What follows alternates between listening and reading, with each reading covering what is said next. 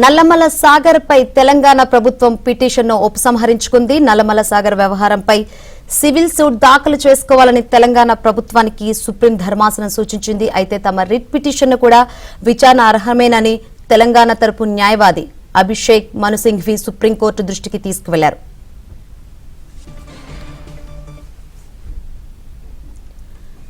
మరిన్ని వివరాలు అందించేందుకు మా ఏపీ బ్యూరో చీఫ్ రామారావు సిద్ధంగా ఉన్నారు. రామారావు, శంకరి, ఆంధ్రప్రదేశ్ కి పోలవరం నల్లమల సాగర్ విషయంలో పెద్ద రిలీఫ్ దక్కినట్టయింది. తెలంగాణ ప్రభుత్వం వేసిన పిటిషన్ ను సుప్రీంకోర్టు లో ఉపసంహరించుకోవడంతో పాటు కేంద్ర ప్రభుత్వం నియమించిన కమిషన్ వద్దకు వెళ్లి వాదనలు వినిపించుకోవాలి అని చెప్పి కూడా సిజేఐ ధర్మాసనం సూచించడంతో పిటిషన్ కూడా విత్డ్రా చేసుకున్నారు. తెలంగాణ ప్రభుత్వంతో మాట్లాడి తన వాదనలు వినిపిస్తానని గత విచారణ సందర్భంగా అభిషేక్ మను సింగ్ వివరించారు.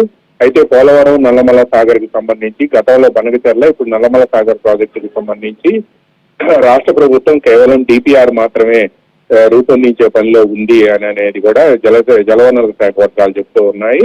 ముఖ్యంగా ఈ నల్లమల సాగర్ ప్రాజెక్టు కారణంగా కృష్ణానదిలో ఉండే నీరు మిగిలిపోవటం, అది తెలంగాణ కూడా వాడుకునేందుకు వీలుంటుంది అని చెప్పి ముఖ్యమంత్రి చంద్రబాబు నాయుడు ఈ రోజు ఉదయం గతంలో కూడా 2-3 సార్లు ఇదే విషయాన్ని చెప్పారు. పొరుగు రాష్ట్రంతో తాను వివాదాలు కోరుకోవటం లేదని, చర్చల ద్వారా వీటిని పరిష్కరించుకోవాలని చెప్పి తాను కోరుకుంటున్నట్టు కూడా ఆయన పదే చెప్పుకుంటూ వచ్చారు. వివాదాలు కావాలా, నీళ్లు కావాలంటే తాను నీళ్ళే కావాలని కోరుకుంటాను అని కూడా ముఖ్యమంత్రితో పాటు జలవనరుల శాఖ మంత్రి నిమ్మల రామానాయుడు కూడా చెప్పారు. కేవలం డిపిఆర్ దశలో ఉన్నప్పుడు ఇటువంటి పిటిషన్లు వేయటం అనేది కరెక్ట్ కాదని, తాము వాడుకుంటుంది కూడా కేవలం మిగులు జలాలు, అదేవిధంగా వృధాగా సముద్రంలో కలిసే జలాలను మాత్రమే వినియోగించుకుంటున్నాం అనే విషయాన్ని కూడా ఈ సందర్భంగా పదే చంద్రబాబు నాయుడు గుర్తు చేస్తున్నారు. దీంతో పాటు కాళేశ్వరం ప్రాజెక్టు నిర్మించే సమయంలో తాను ఎక్కడా కూడా అభ్యంతరం వ్యక్తం చేయలేదని, ఇప్పుడు నల్లమల సాగర్ కి అభ్యంతరాలు వ్యక్తం చేయాల్సిన అవసరం ఏముంది అని కూడా ఆయన ప్రశ్నిస్తున్నారు. మిగులు జలాలని, అంటే వృధాగా పోయే జలాలను వాడుకుంటే ఎవరికి కూడా ఇబ్బంది ఉండదు అని చెప్పి, అది సముద్రంలో వృధాగా కలిసిపోతుందని, ఈ ఏడాది ఇప్పటికే 2000 టీఎంసీల నీరు గోదావరి నుంచి సముద్రంలో వృధాగా కలిసిపోయిన విషయాన్ని కూడా రాష్ట్ర జలవనరుల శాఖ అధికారులు ఈ సందర్భంగా గుర్తు చేస్తున్నారు. ఈ నేపథ్యంలోనే తాము వృధా జలాలను వాడుకుంటున్నామని చెప్పి వాళ్ళు జలవనరుల శాఖ అధికారులు చెబుతున్నారు. ఇప్పుడు వృధా జలాలను వాడుకొని తర్వాత దాని మా హక్కు అంటే ఎలా అని చెప్పి కూడా తెలంగాణ అధికారులు ప్రశ్నిస్తున్నప్పటికీ తాము వృధా జలాలను వాడుకుంటున్నాము అని చెప్పి కూడా క్లియర్ గా ఇప్పటికే చెప్పాము అని కూడా ఈ సందర్భంగా ఆయన వివరిస్తున్నారు. అందువల్లనే పొరుగు రాష్ట్రంతో తాను ఎటువంటి వివాదాలు కోరుకోవటం లేదని, కేవలం చర్చల ద్వారా సమస్యలు పరిష్కరించుకోవాలని చెప్పి సూచిస్తున్నానని కూడా చెప్పారు.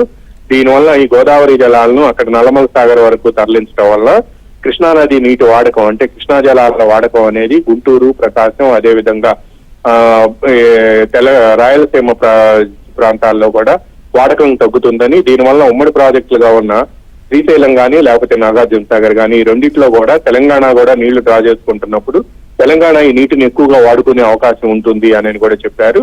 అందువల్ల ఇటువంటి అంశాలన్నింటినీ కూడా తెలంగాణ అధికారులు, అక్కడ నేతలు పరిగణలోకి తీసుకోవాలని, చర్చల ద్వారా సమస్యలు పరిష్కరించుకుందామని కూడా అందుకే తాను సూచిస్తున్నానని కూడా జలవనరుల శాఖ అధికారులతో పాటు ముఖ్యమంత్రి చంద్రబాబు నాయుడు కూడా వివరించారు. నిన్న జలవనరుల శాఖ మంత్రి నిమ్మల రామానాయుడు కూడా న్యాయం మన వైపు ఉందని కూడా వ్యాఖ్యానించారు. శంకరి, అందుకు అనుగుణంగానే ఈ రోజు పిటిషన్ ను తెలంగాణ ప్రభుత్వం ఉపసంహరించుకోవటం కూడా జరిగింది.